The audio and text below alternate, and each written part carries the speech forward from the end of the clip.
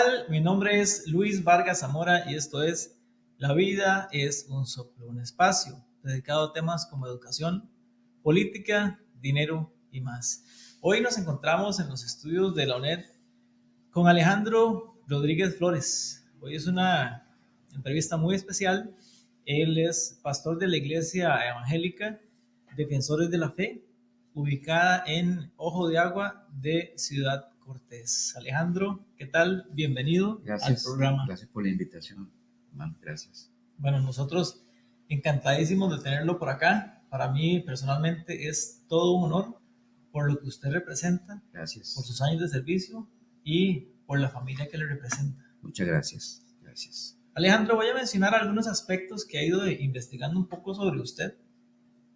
Y usted me va a ir diciendo si estoy bien o estoy mal, ¿verdad? O me va a ir corrigiendo. Sí, señor. Sé que Alejandro nace en Finca Punta Arenas en marzo de 1964.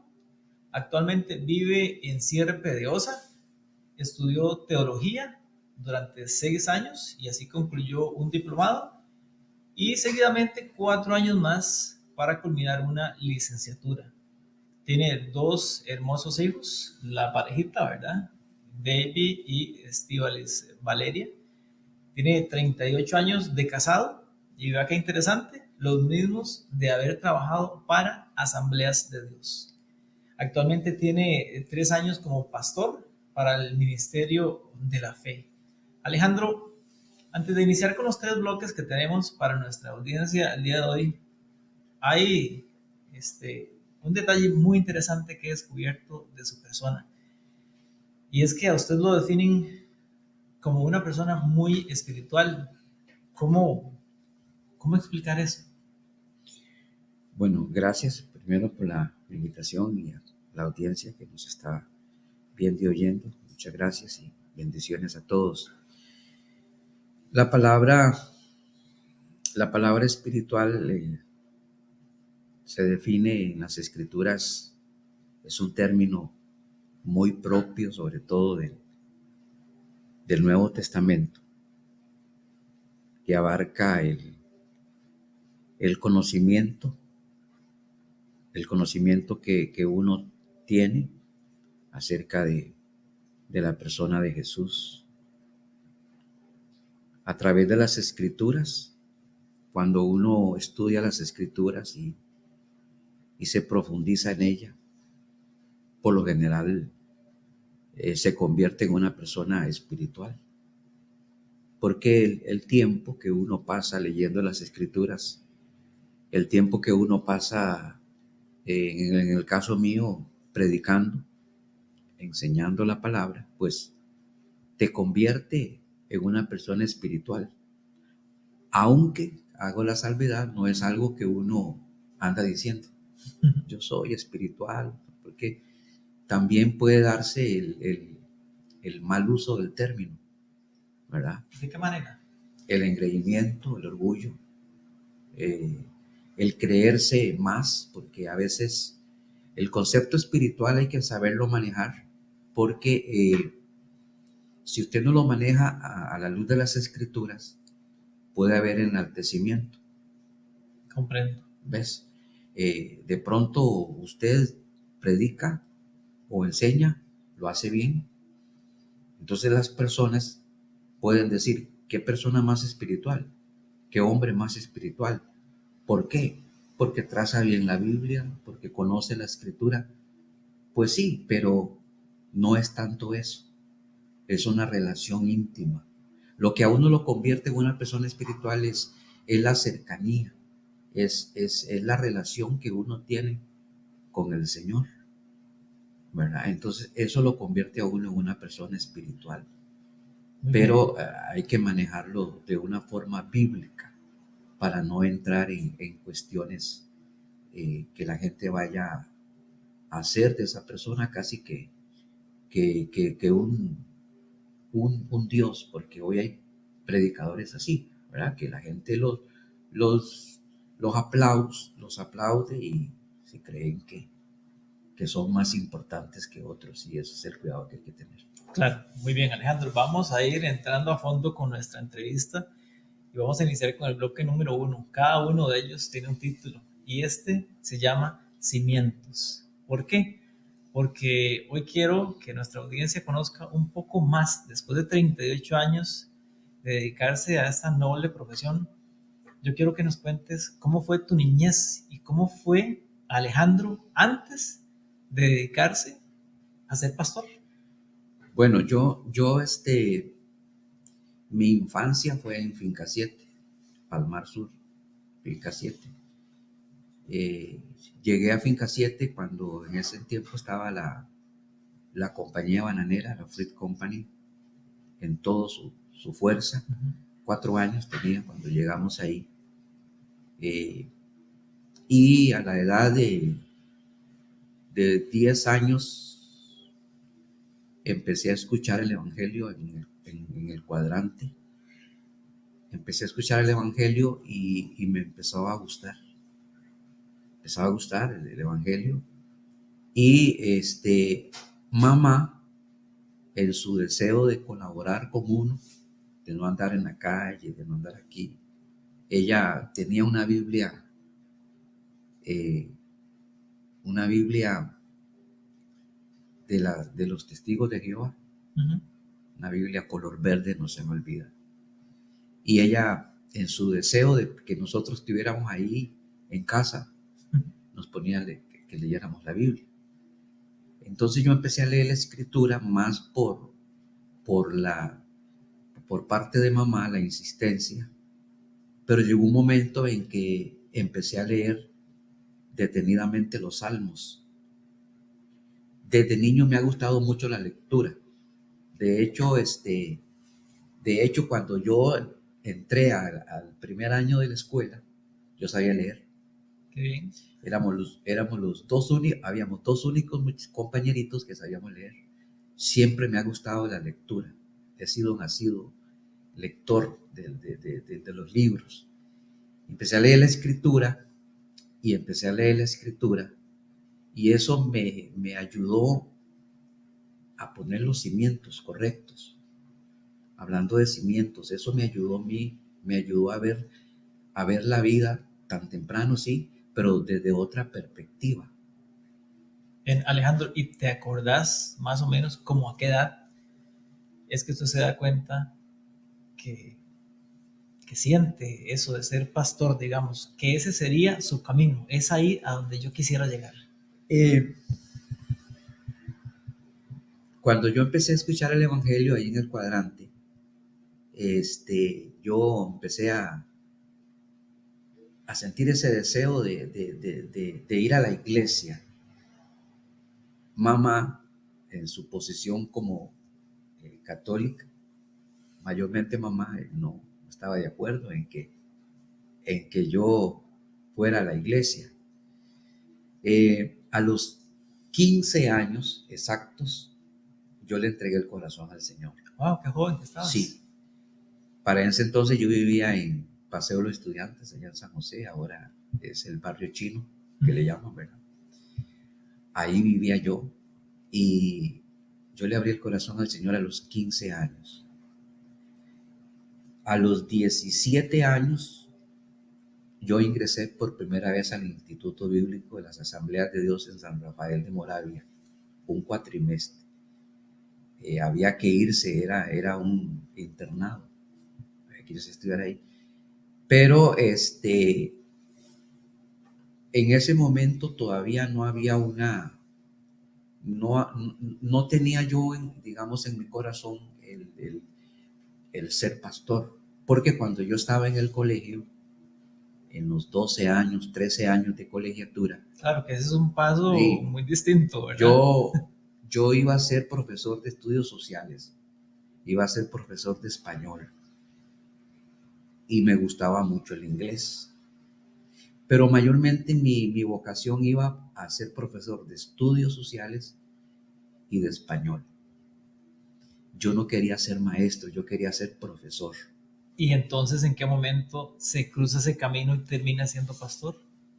Cuando yo me di cuenta que yo quería ser profesor del colegio, yo quería terminar mis estudios y de hecho pensé en el Liceo Pacífico Sur porque era el colegio donde yo estaba estudiando. Pero cuando yo me convertí al Señor a los 15 años, la primera persona que me ayudó en el discipulado fue un pastor amigo mío. Y él me dijo, usted va a llegar a ser pastor. ¿A dónde? No sé, pero usted va a llegar a ser pastor. Por la vocación, porque como a mí siempre me gustó leer y siempre me gustó ser muy disciplinado, entonces él empezó a notar en mí el deseo de ir a la iglesia, de andar con él, de hacerle preguntas. Y un día le pregunté a él qué debía de hacer yo para predicar, ¿verdad? Entonces, ahí empezó mi llamado. Ahí, empezó mi trabajo cuando regresé nuevamente a Finca 7, ya cuando tenía 15, 16 años, me empezaron a buscar los hermanos de ahí, de la finca, del cuadrante, y empezamos a hacer cultos.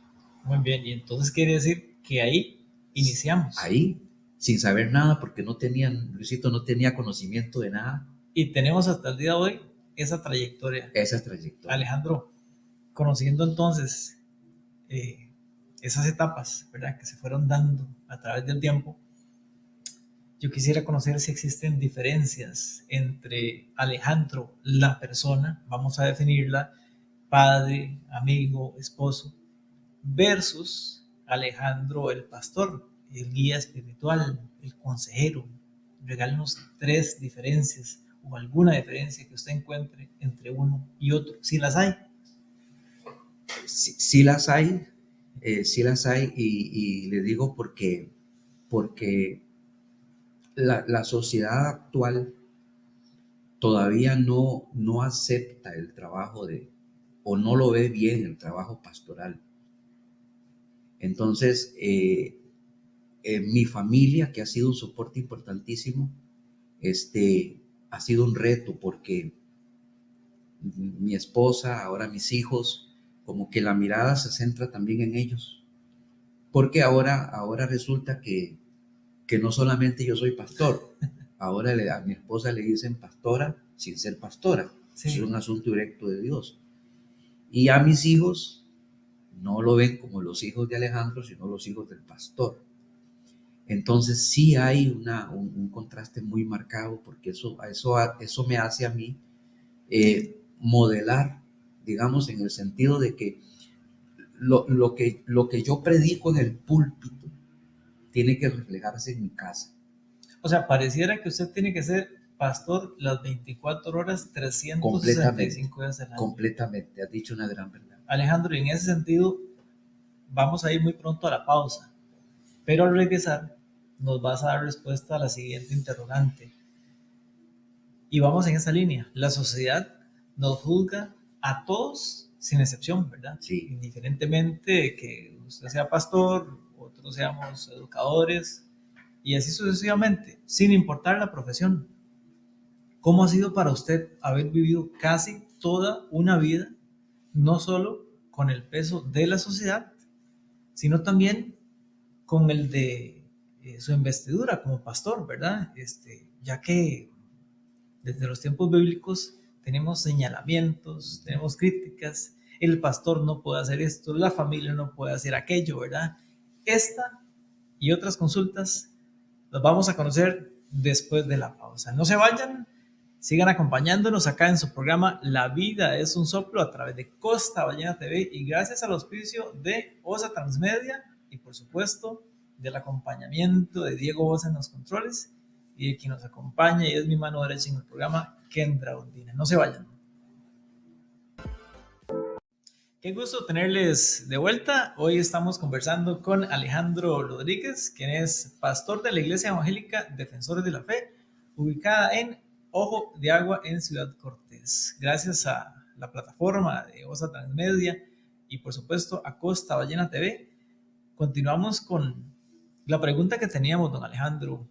¿Cómo se vive con ese peso, ¿verdad? Que a pesar de que ya no estás predicando, ¿verdad?, salís de ahí y llegamos a Alejandro persona, ¿verdad? Pero pareciera ser que 365 días al año, 24 horas al día, sigue siendo pastor.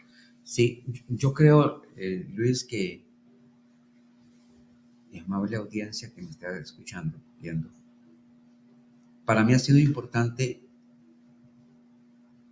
el llamado, el ser consciente de que a mí me llamó fue el Señor. Mi llamado fue un llamado que viene de los cielos, viene de Dios.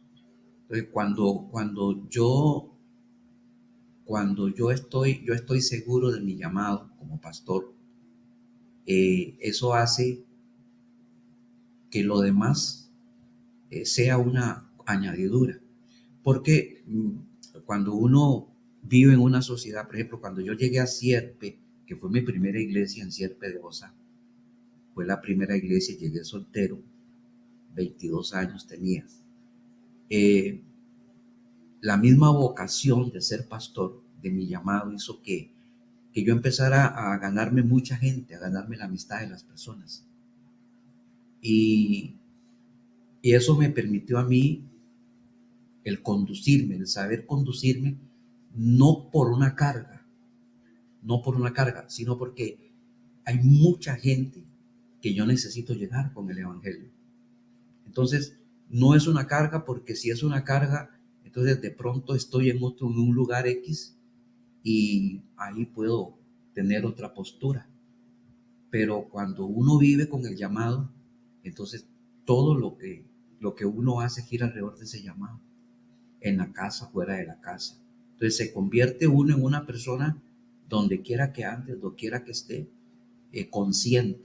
Y ese ser consciente hace que tu aporte, la forma como usted maneja las cosas, sean bien, sean correctas, porque lo que hay en tu corazón es tan fuerte que eso gobierna tu vida, gobierna todo tu ser.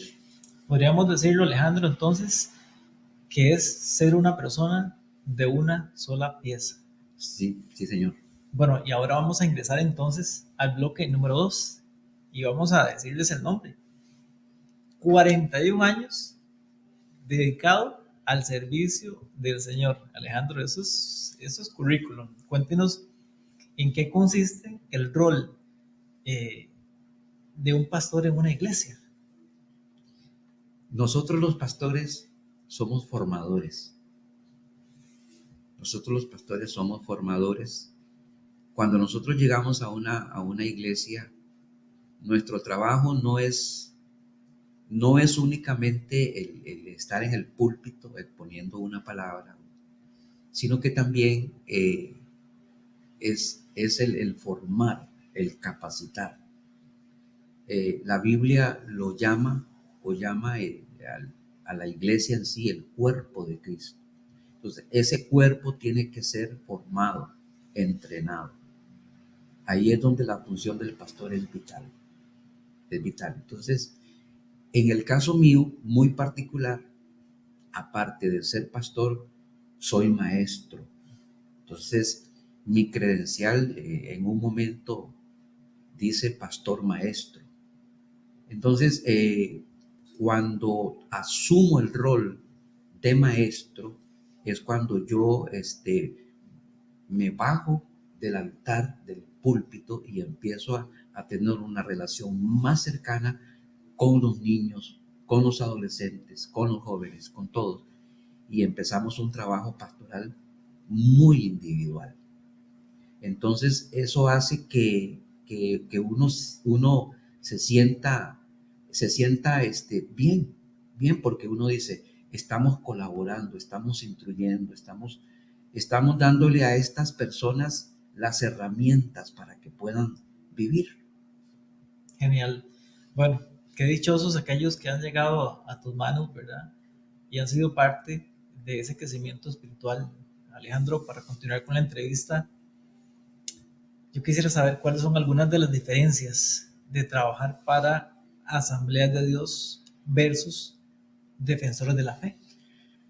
Son muy marcadas. Sí, contanos, Sí, por favor. son muy marcadas porque Asamblea de Dios Asambleas de Dios es una organización mundial,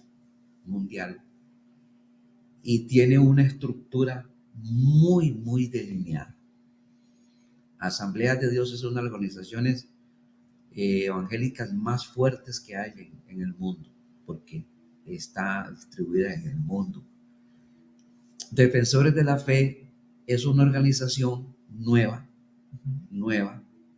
y es una organización donde le hace falta visión, le hace falta tener esa proyección que tiene Asambleas de Dios, porque el liderazgo de Asambleas de Dios es un liderazgo visionario. Es lo que al menos en Costa Rica, que somos no más 5 iglesias de la iglesia de Defensor de la Fe, lo que ahorita está afectando que no haya ese crecimiento es porque no hay una visión de trabajo. Entonces, estar con Asambleas de Dios por tantos años me ayudó y me ha ayudado hasta este momento a ser lo que hoy soy en el sentido teológico, en el sentido ministerial. Entonces, el gran reto, a pesar de mi edad, que ya no soy un chico, mi edad es ir poniendo bases en nuestra organización ahora, Defensores de la Fe, y ir contribuyendo todo lo que Dios me ha dado a través de Asambleas de Dios, lo que es la formación, ir enseñando, que es lo que estoy haciendo ahorita. Bueno, eso nos indica que la experiencia Sí. tiene un peso, porque a veces yo creo que las certificaciones y los títulos llegan hasta cierto punto, hasta ahí, pero la experiencia llega mucho más allá. Alejandro, quisiéramos conocer si alguna vez has presenciado un milagro y si hoy nos puedes contar de uno, porque no tenemos mucho tiempo para conversar sobre tantos. Sí, en una ocasión, se me acercó una hermana de la iglesia y me dice: pastor, soy estéril y mi esposo y yo hemos ido a muchas partes, hemos estado en control médico y queremos tener un hijo o una hija. Me dice: ¿usted puede orar por mí? Digo yo: claro.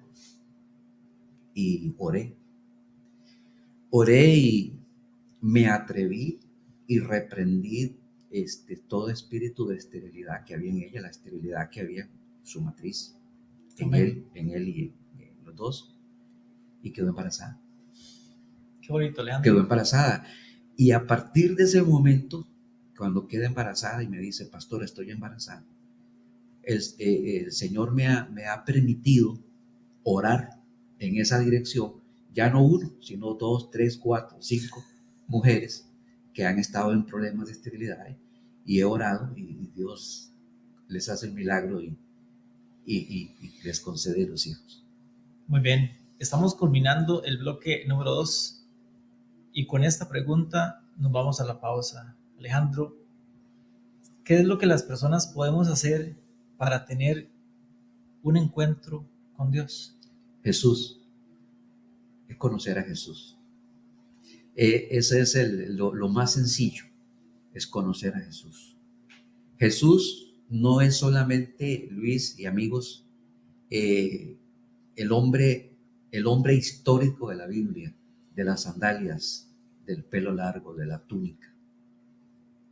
El histórico. Jesús es real.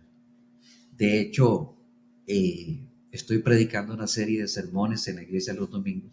Estás invitado, y a todos los que me están oyendo, sobre Pedro.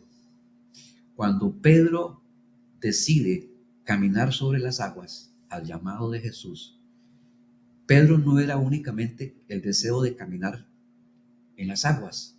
Lo que buscaba Pedro era intimidad, era comunión con Jesús. Él sabía que él no estaba seguro en la barca. Los otros 11 estaban en la barca está siendo azotada fuertemente, pero él dice: yo no me arriesgo a quedarme en la barca.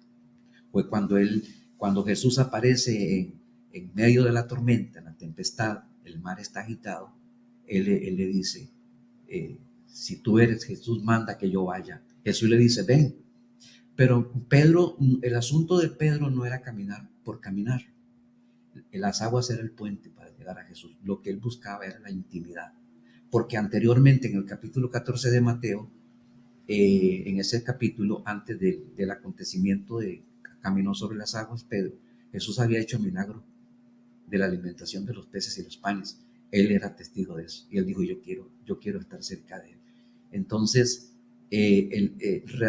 esto reside en conocer a Jesús. Usted conoce a Jesús, yo conozco a Jesús, me hace una persona diferente y ahí nace la espiritualidad. Muy bien. Y con este hermoso mensaje concluimos el bloque número 2.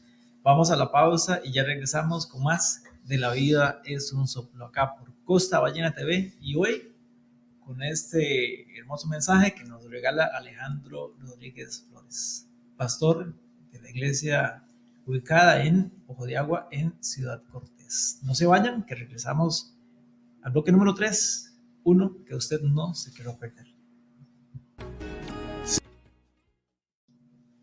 Gracias por continuar con nosotros acá en su programa La Vida es un Soplo. Hoy estamos con Alejandro Rodríguez Flores, pastor de la Iglesia Evangélica Defensores de la Fe, ubicada en Ojo de Agua en Ciudad Cortés. Este tercer bloque llega a ustedes gracias a Costa Ballena TV y por supuesto al auspicio de la Universidad UNED y a OSA Transmedia. Alejandro, este bloque lo hemos denominado Perspectiva Divina. E iniciamos con la consulta. ¿Qué opinas de las personas que dicen no necesitar de una iglesia para estar cerca de Dios? Sí, es una gran equivocación. Te voy a decir por qué.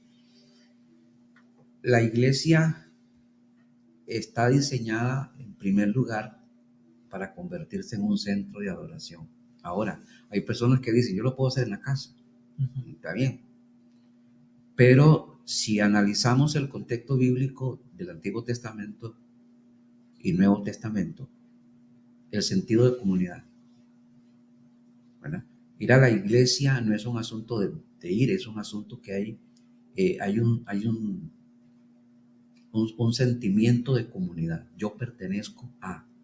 Entonces, yo necesito la iglesia y la iglesia me necesita a mí. Eso es una. Lo otro es que los dones que Dios a uno le ha dado no es para beneficio personal, es para el beneficio del cuerpo de Cristo. Entonces, el cuerpo de Cristo o los miembros, todos los que asisten a una iglesia, llegan con muchas necesidades.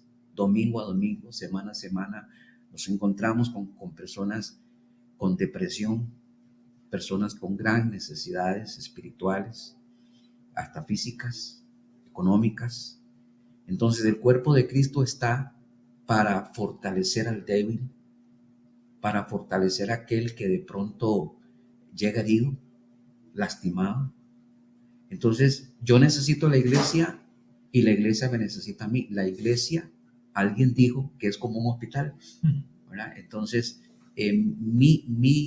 mi aporte, el don que Él me ha dado a mí, no es pensando en mi beneficio, sino pensando en el beneficio del necesitado, del que está a mi lado. O sea, la iglesia es comunidad. Exactamente. De hecho, Luis y amigos, el término que se usa en el Nuevo Testamento es comunidad. Ese es el sentimiento que hay en la iglesia apostólica. Algunos le llaman la iglesia neotestamentaria o primitiva. Había un gran sentido de pertenencia, de comunidad. De hecho, la palabra comunión en el Nuevo Testamento viene del griego que significa koinonía. Comunión en griego es koinonía. Y koinonía habla de fraternidad, compañerismo, de amistad, habla de camaradería. Entonces la iglesia del Nuevo Testamento se convirtió en una iglesia que asiste las necesidades. De hecho, en en el libro de los Hechos, capítulo 6, encontramos una mención de la iglesia que tiene un comedor. Tiene un comedor. Ese comedor, estaban los hebreos y estaban los griegos, que eran los que iban al comedor. Hoy hay comedores por todos lados, pero ya en esa instancia ya había un comedor, pensando en las necesidades de los demás. Entonces la iglesia del Nuevo Testamento nace bajo esa consigna. No van a congregarse por congregarse, sino que van a velar por las necesidades de los otros. Entonces la iglesia, como usted dice, Luis, es comunidad. Muy bien, Alejandro. Esta entrevista de seguro que no la van a ver solo personas adultas. También llegamos a los jóvenes, que ese siempre es y será el objetivo de la iglesia y de cada una de las organizaciones, porque son la semilla. Alejandro, y acá tengo una pregunta que tal vez nos saque a todos de contexto, pero me encantaría conocer su respuesta. ¿Qué harías si tu mejor amigo te confiesa que no cree en Dios? ¿Qué le dirías? Bueno, me dolería de todo corazón porque en realidad, en su interior no es que no crea en Dios. Todos creemos en Dios. Es más, voy a decirle algo. Para mí no existe el ateo o su doctrina del ateísmo. El ateo niega la existencia de Dios, pero la pregunta que siempre me he hecho es ¿por qué lo niega? Si él sabe que no existe Dios, es su doctrina, ¿por qué lo niega? En su interior, él sabe que hay un ser supremo. Me dolería porque eso me bloquea. Y si él me dice, Alejandro, pastor, no me hable, no creo en Dios, me bloquea. Tengo que ser respetuoso. Bueno, pero tal vez una forma de acercarse a él es ofreciéndole la misma amistad de siempre. Creo que eso Sí, no se quebrantaría. la amistad va a seguir. Quizás donde no voy a entrar son en asuntos bíblicos, con mucho cuidado, porque de hecho me hace una pregunta y me gusta la pregunta, porque tengo un amigo de esos amigos desde muy joven y hoy se ha convertido como un enemigo, como un ateo. Y cada vez que yo lo hablo con él, lo invito a la iglesia, él es músico, pero él me dice, Ale, yo no quiero nada con Dios. Sin embargo, es tanto el cariño que le tengo, pues, que usted menciona, que eso no impide que yo le hable. Tengo que usar otros recursos, otro mecanismo, tengo que buscar la forma, cómo hacerle ver a él la importancia sin tal vez mostrarle un texto bíblico, ¿verdad? Pero sí mostrarle el camino correcto. Pero la amistad va a seguir, me va a doler mucho, pero debo de seguir y eso es clave. Ahora, yo creo, ¿verdad? Con el perdón del ejemplo que voy a dar, pero si nos ubicamos porque yo no soy el pastor, ¿verdad? Si nos ubicamos en la figura del Señor, ¿verdad? Creador del Todopoderoso, que lo único que haría con las personas, ¿verdad? Que tienen ese pensar es amarlos de la misma manera. Yo creo que eso, si lo hace el Ser Supremo, deberíamos también de hacerlo nosotros, ¿verdad? Que somos ese polvo en el espacio. Alejandro, quisiera avanzar con la entrevista consultándote qué mensaje le darías a una persona que siente que Dios se ha olvidado de ella. Ese es un tema interesante porque no es actual de ahora, es antiquísimo. Por ejemplo, decía el salmista, ¿por qué te abates, oh alma mía, y por qué te turbas dentro de mí? El Salmo 13 me gusta mucho porque 3, 4 veces él alega en ese capítulo que Dios lo ha olvidado, que ¿hasta cuándo? Dice él, ¿hasta cuándo me oirás? ¿Hasta cuándo me responderás? No se sabe exactamente qué es lo que estaba pasando con él porque no lo dice. Pero, por ejemplo, el asunto de la depresión, que hoy está afectando a muchísima gente niños, jóvenes, de todo, es antiquísima también.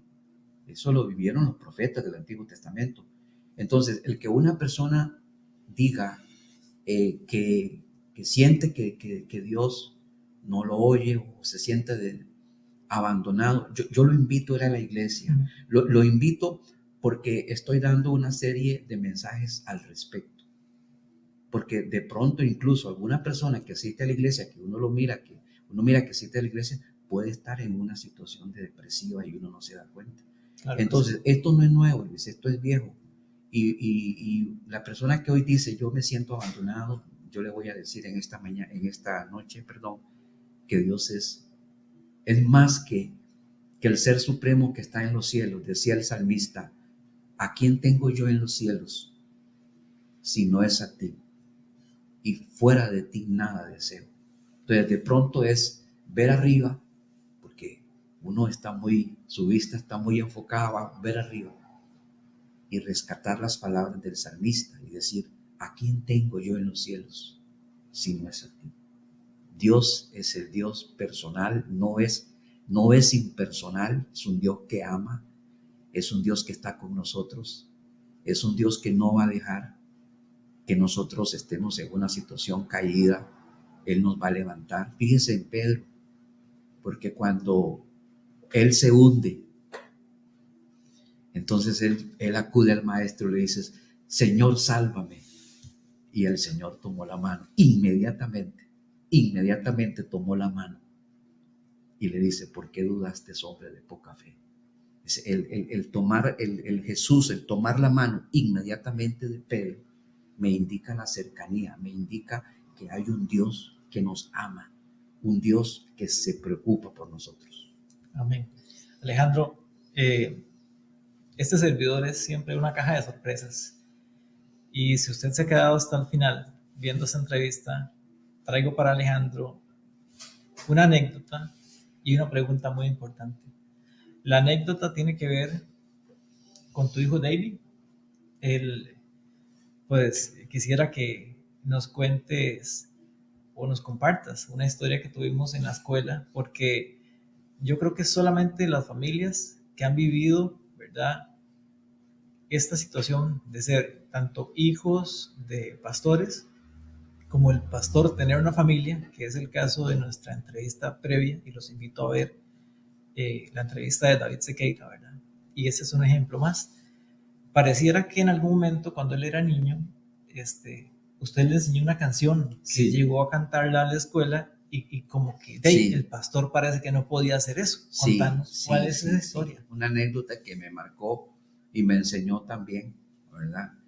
Resulta que mi hijo tenía que 4 o 5 años, tal vez, estaba en el kinder y estamos en la casa. Entonces le empecé a cantarle la canción de este señor, el que se me fue el nombre, este señor que le gusta mucho decir, inventar historias. ¿Y recuerda más o menos cómo decía la canción? Claro. Se puede cantar, aunque sea por ejemplo. Bueno, tal vez desafinado, pero la canción más o menos dice así: me llevan preso para la chirola porque me encontraron una saca de guaro. Y yo se la canté, ¿verdad? Eso fue todo, ese estribillo. Resulta que a los días está en la escuela, kinder, y la maestra dice, ¿hay algún niño aquí que quiera cantar? Y Davidito ya él traía los genes de músico, ¿verdad? Y él dijo yo, y la maestra pensó en un canto claro, de cristiano, claro, cuando sale con me llevan preso para Chirola porque me... Ay, David, le dice, pero ¿por qué usted está cantando eso? Es que dice, mi papá me lo enseñó, dice. Entonces, bueno, esas son parte de las sorpresas que se viven, sí, ¿verdad? En familia. Claro. Y bueno, anécdotas que van pasando. Claro. Esta pregunta que viene va un poquito más seria. Y a la audiencia le contamos que estamos a una pregunta después de esta de finalizar el tercer bloque y el programa. Pero por acá, mi ex alumna, por cierto, y su hija, Estíbaliz Valeria, le hace esta pregunta muy especial. Estíbaliz, aquí te estoy cumpliendo. ¿Qué es lo más importante que te gustaría que yo aprendiera de tu vida como pastor, papá?